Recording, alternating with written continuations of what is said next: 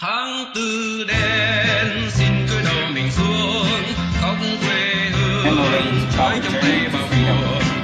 We're here to commemorate the fall of Saigon, the date we were forced out of Vietnam and commenced our journey.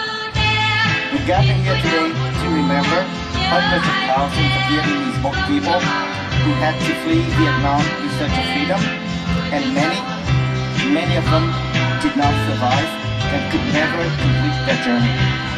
Today is a day for us to honor the sacrifices many have made for Vietnam in the name of freedom and democracy. Today is also the day our community come together to recognize the contributions and the achievements of the Vietnamese community. We're here today to remember our past and to remind ourselves of our commitment to our new homeland. We're here to reaffirm our determination to work together to build an even stronger, more compassionate, and more united Canada. So once again, thank you. So once again, thank you for coming, thank you for your attention, and let's continue to build an even better Canada.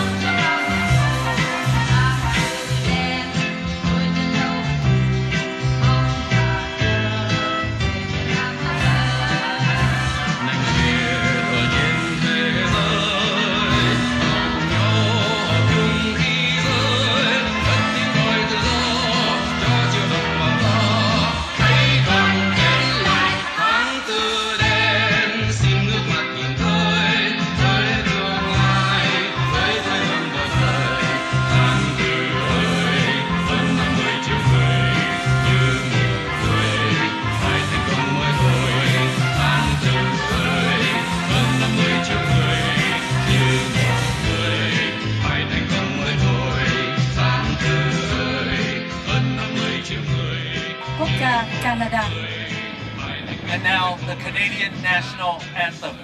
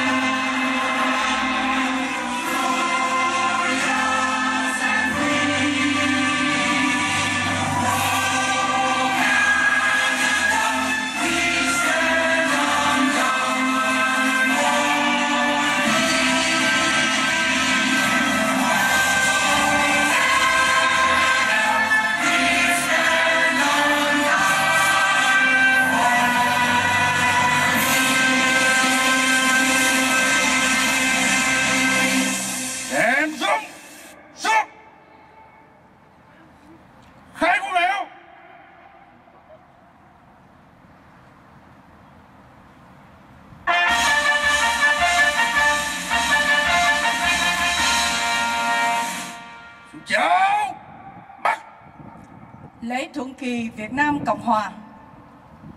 And now the Vietnamese national anthem and the raising of our flag. Hãy subscribe cho kênh Ghiền Mì Gõ để không bỏ lỡ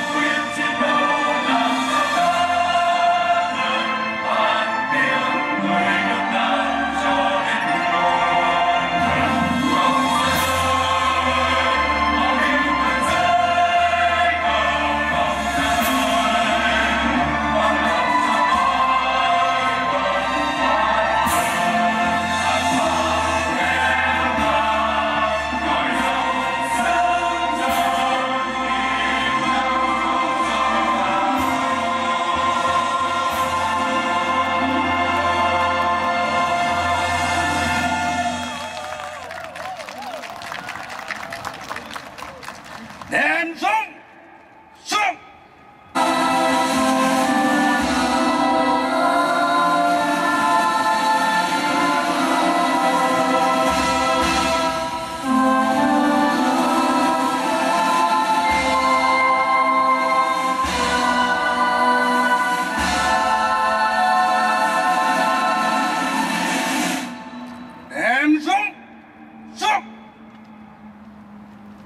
Vietnamese community flourish in cities and towns across this great nation.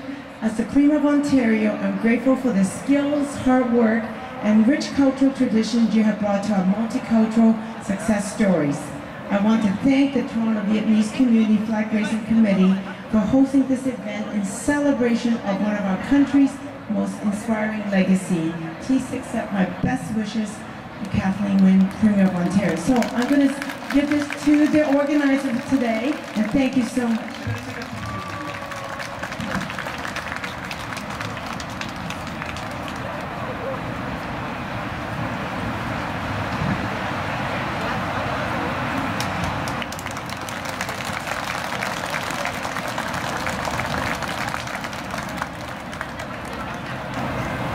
Thank you, MPP Sue Wong. And now it's my honor to invite Member of Provincial Parliament, Ms. Gila Marteau.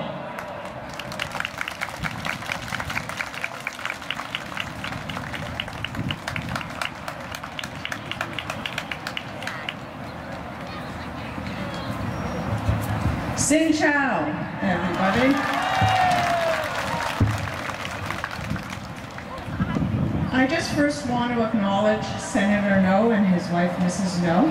They were actually here earlier this week to join us at a reception with the PC caucus and our leader, Patrick Brown, and many members.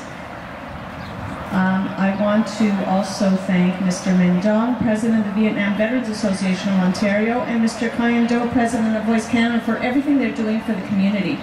Do you know, we used to have to kind of stand on the grass here, and we didn't have the nice backdrop of the building for the flag raising, and it was just all fixed up this past year, and I feel like today, looking out at the big crowd and everything that was renovated, and I want to just say that it's very exciting. I almost feel like we fixed up the whole grounds of Queen's Park just for the first ever Vietnamese freedom flag raising, that it would be so beautiful, and it is beautiful.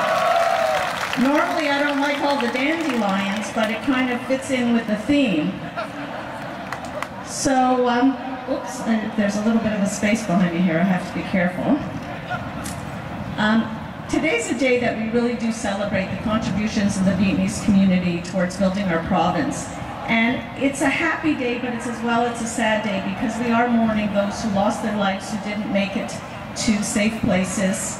And we must never forget them. And that's what we need to pass on always to the next generation. I think we have lots of communities here in Ontario that always struggle with that. How do we teach the children?